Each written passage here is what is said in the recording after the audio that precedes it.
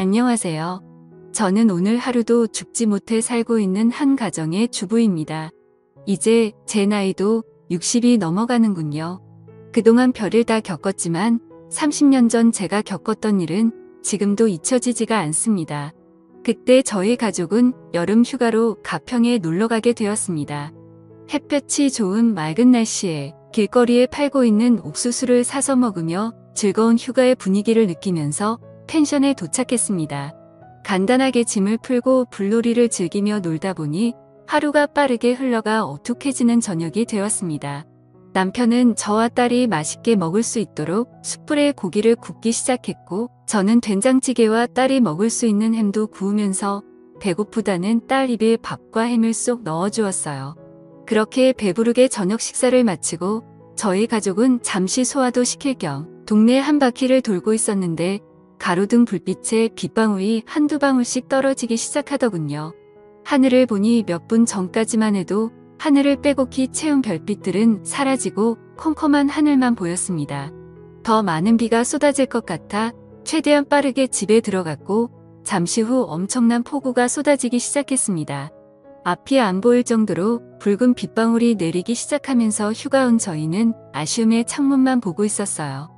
그렇게 아침에 일어나 보니 보슬비가 내리긴 했지만 거의 비가 그친 상태였고, 딸은 잠시 밖에 나가고 싶다며 아침 일찍부터 일어나 펜션 주인이 키우는 강아지인지 꼬리치고 있는 계집을 보며 저를 보채기 시작했습니다.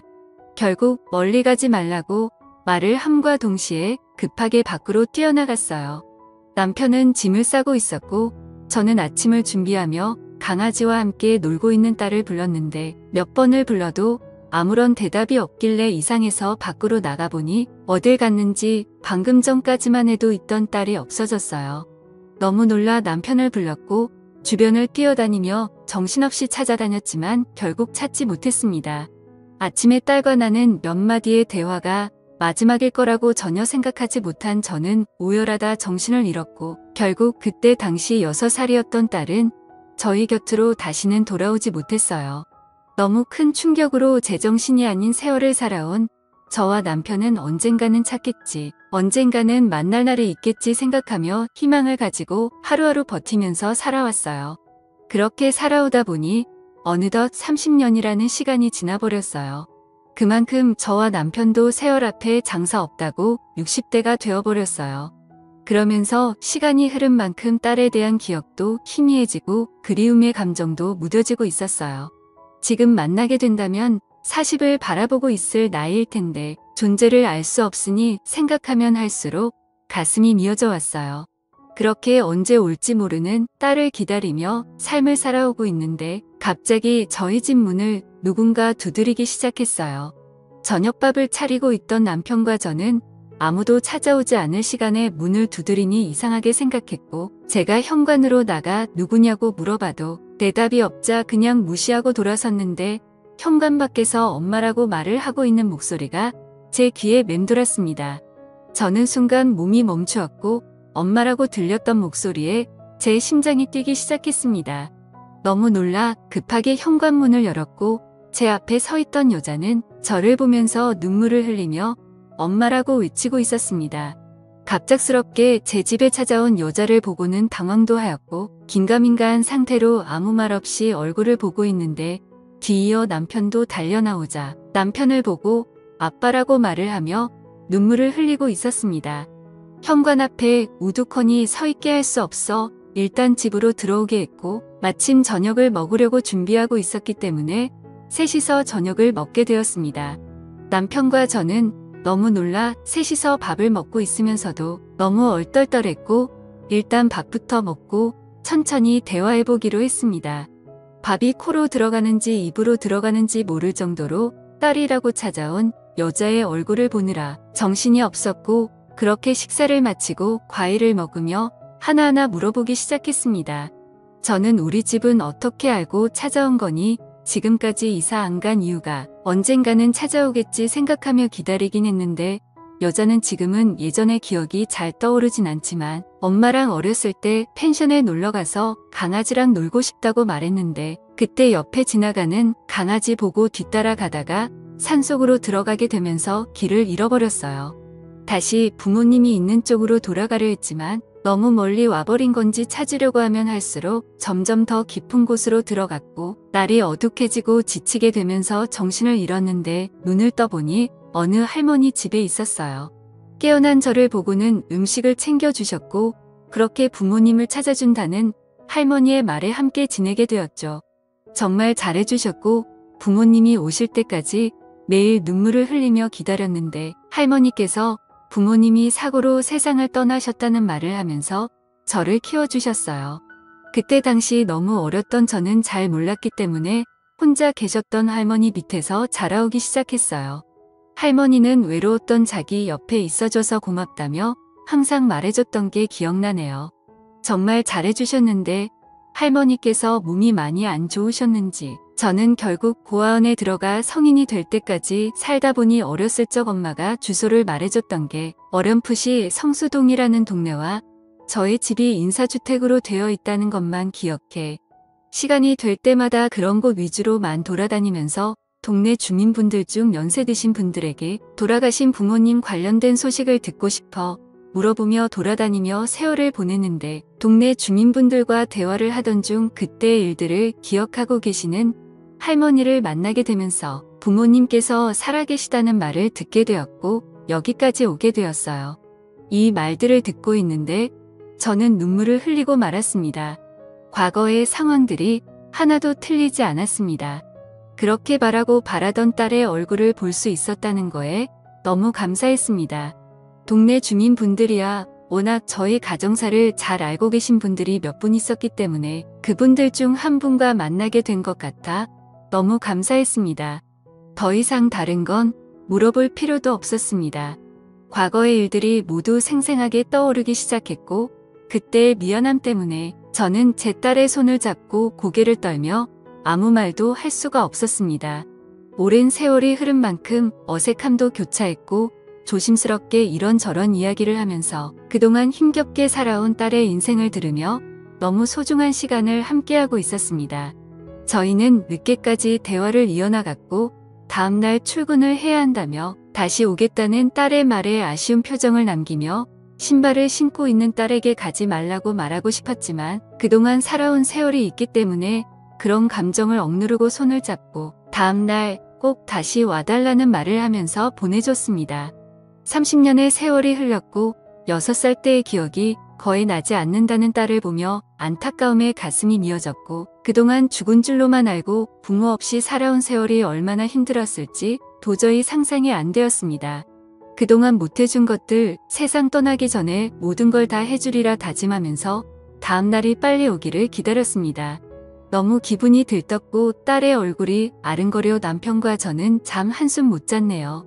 딸은 매일 저녁 저희 집에 찾아왔고 주말의 경우 아침부터 와서 함께 시간을 보내줬고 마음이 너무 앞선 저는 그동안 해주지 못했던 것들 해주려고 모든 걸 다 내어주었습니다. 힘들게 일하며 퇴근 시간에나 볼 수 있는 게 싫어해 줄 수 있는 게 금전적으로 지원해 주는 것밖에 없어 딸에게 카페 하나 차려줬고 매일을 카페에서 시간을 함께 보냈네요.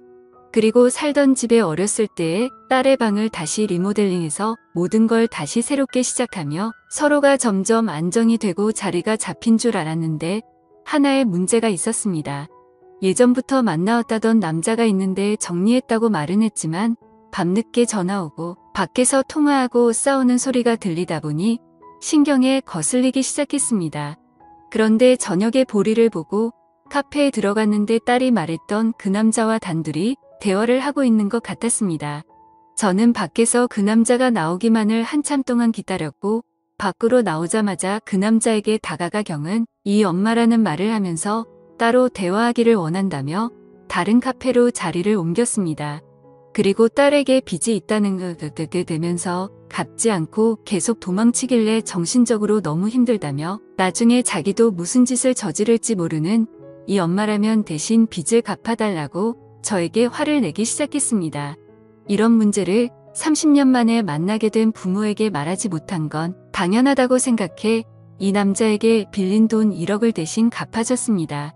경은이와 결혼할 줄 알고 장사한다는 거 모자란 보증금 빌려줬는데 나중에 원금까지 다 까먹었다며 돈은 받았으니 다시는 찾아오지 않겠다고 말하면서 상황을 마무리 지었습니다. 이런 문제로 인해 얼마나 불편하고 힘들었을지 생각하니 너무 마음이 아팠습니다. 집에서 저는 자연스럽게 이런저런 이야기하면서 상처되지 않을 선에서 조심스럽게 그 남자에 대해 말을 하면서 이력을 갚아줬으니 다시는 찾아오지 않을 거라며 미안해하는 딸을 다독여줬습니다. 30년의 세월 동안 부모 없이 살아보겠다고 발버둥치다가 이런 일들이 발생된 것 같아 마음이 너무 무거웠지만 앞으로 모든 일이 잘 될 거라고 좋게 생각했습니다. 그런데 생각지도 못한 문제가 발생되면서 손발이 떨리기 시작했고 딸과 그 남자의 대화 속에 듣게 된 진실에 충격을 받고 말았습니다. 늦은 새벽 갈증이 나서 주방으로 내려가려고 하는데 딸이 밖으로 조용히 나가는 모습을 보게 되고 그 남자가 아니면 통화할 일이 없을 거라 생각해 또 접근하고 있는 건가 의심스러워 조심스럽게 현관 앞에서 통화하는 소리를 듣고 있었습니다. 그거 먹고 나르지 마라. 내가 지금 여기서 얼마나 혼신의 힘을 다해서 연기하고 있는지 알아? 여기 완전 부자인 거 알지? 이 집이며 돈이며 모두 내 거가 될 거니까 조금만 기다려. 나중에 다 내 명의로 돌려달라고 말할 거야. 그때 같이 살면 되지. 좀 답답해도 기다려. 이 사람들 살면 얼마나 살겠냐. 밑작업이 얼마나 중요한지 몰라. 일단 이력 받은 걸로 생활비 좀 하고 있어. 그리고 나 지금 이렇게 나와서 통화하면 안 돼. 제발 전화 좀 그만해. 이러다 들키겠어. 지금 거의 마무리되고 있는데 모든 계획이 실패했으면 좋겠어.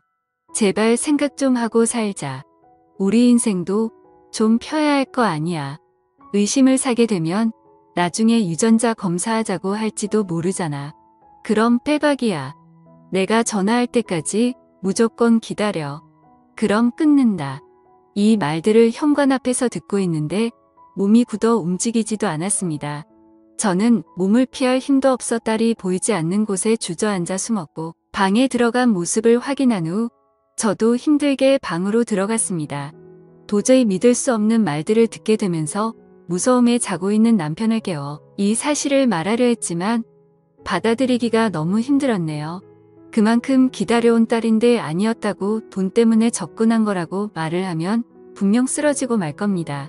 저도 지금 힘겹게 정신 붙들고 있는데 혈압이 높은 남편은 아마 이번 일이 밝혀지면 세상을 떠날 수도 있을 것 같다는 불안감에 모든 상황 조용히 해결해야겠다 생각했고 다음 날 남편과 저에게 애교 부리며 딸 행세를 하고 있는 의문의 여자에게 아무렇지도 않게 평상시 때처럼 행동했습니다. 이 여자가 계획한 것처럼 그냥 우리가 세상을 떠날 때까지 조심이라도 하면 될 것을 이런 사실을 걸려서 또 다른 상처를 줬다는 게 버티기가 너무 힘들었네요. 남편은 출근하고 의문의 여자도 카페로 출근을 했습니다. 저는 친구들 만나야 한다며 저녁에 카페에 들린다고 웃으면서 말했고 아무도 없는 집에 혼자 남아 의문의 여자 방에 들어가 바닥에 떨어진 머리카락들을 주워서 유전자 검사를 진행했습니다. 통화 속에 나온 진실에 유전자 검사할 필요도 없었지만 그래도 믿기 싫어 확인해보고 싶었습니다. 집에 돌아와 한참을 멍하니 있으면서 함께 찍었던 사진들과 추억이 모두 거짓이었다니 생각하며 핸드폰에 담긴 추억들을 보며 한참을 울었고 저녁이 되고 길 건너편에서 열심히 웃으며 일을 하고 있는 의문의 여자를 보고 있으니 그냥 이대로 살까? 딸로 받아들이고 살까? 다시 예전으로 돌아가기 이대로 모른 척하고 살다가 세상 떠났으면 좋겠다는 생각이 들었습니다. 그토록 기다렸던 일들이고 보고 싶었던 딸이었는데 이 모든 사실이 거짓이라도 나 혼자만 사실이라고 믿고 있다면 아무렇지도 않게 살아갈 수 있을 텐데 이런 생각들로 머릿속이 복잡해졌고 결국 카페에 들어갈 수 없었습니다. 그렇게 평상시 대처하면서 행동을 하면서 지내오다 보니 유전자 검사 서류가 도착했고 떨리는 손을 힘들게 진정시키며 뜯어보니 그 안에 있던 서류에서조차 거짓으로 말을 해주고 있었습니다. 저는 결정을 해야 했고 결국 원래 우리의 삶으로 돌려놔야겠다 생각해 퇴근하는 남편 딸로 만나 차 안에서 조용히 대화를 이어나갔습니다. 그런데 남편에게 듣게 된 더 충격적인 말은 저보다 더 먼저 이 사실들을 알고 있었던 겁니다. 저희 집에 와서 살 때부터 유전자 검사를 진행했었고 사람을 붙여 모든 행동들을 다 관찰하고 있었다며 생각지도 못한 남편의 말들에 너무 놀라고 말았습니다. 제가 그토록 보고 싶어 했던 딸이었기 때문에 차마 말을 할 수 없었다며 정신적으로 힘들어할 저를 생각해 진실이 드러날 때까지 기회를 엿보고 있었다고 대화를 이어나갔습니다. 결국 남편과 저와 둘 다 의문의 여자가 돈 때문에 저희한테 접근한 걸 알게 되었고 남편은 벌써 경찰에게도 이 사실들을 말해놓은 상태로 기회만 엿보고 있었던 겁니다. 그렇게 형사분들과 함께 집에 들어갔고 반갑게 웃으면서 저를 맞아준 딸이라고 생각한 의문의 여자의 팔에 수갑이 채워지면서 모든 상황은 종결되었습니다. 그리고 드디어 저와 만났던 그 남자 또한 잡히게 되었고 너무나 저희 과거를 잘 알고 있었던 의문의 여자의 입에서 나온 말들은 제가 동네에서 지인들과 만나면 과거 딸과 헤어졌던 일들을 자주 말을 하면서 지내왔기 때문에 그런 말들을 녹음하고 계획해서 범행을 저질렀다고 털어놨습니다. 제 입에서 나온 말들로 계획했다는 거에 너무 놀랐고 그 여자와 남자는 사기죄로 구속 조치가 이루어졌네요. 과거의 아픈 기억들을 비유미로 범행을 저지르려고 계획했다는 거에 정신적으로 힘든 시간들을 보내게 되었습니다. 집에 들어와서 자식이라고 생각했던 그 여자와 함께한 화상의 흔적들을 지우면서 아직까지 돌아오지 않은 진짜 딸을 생각하며 눈물을 흘리고 말았습니다. 언젠가 분명 살아있고 엄마 아빠를 찾고 있을 우리 딸 경은아, 만약 이 사연을 접하게 된다면 꼭 연락 바란다. 보고 싶다. 그래도 세상 떠나기 전에 얼굴 한번 보고 싶구나. 어디에서 살고 있던 항상 행복하게 지내고 있길 바란다. 지금까지 제 사연을 읽어주셔서 감사드립니다.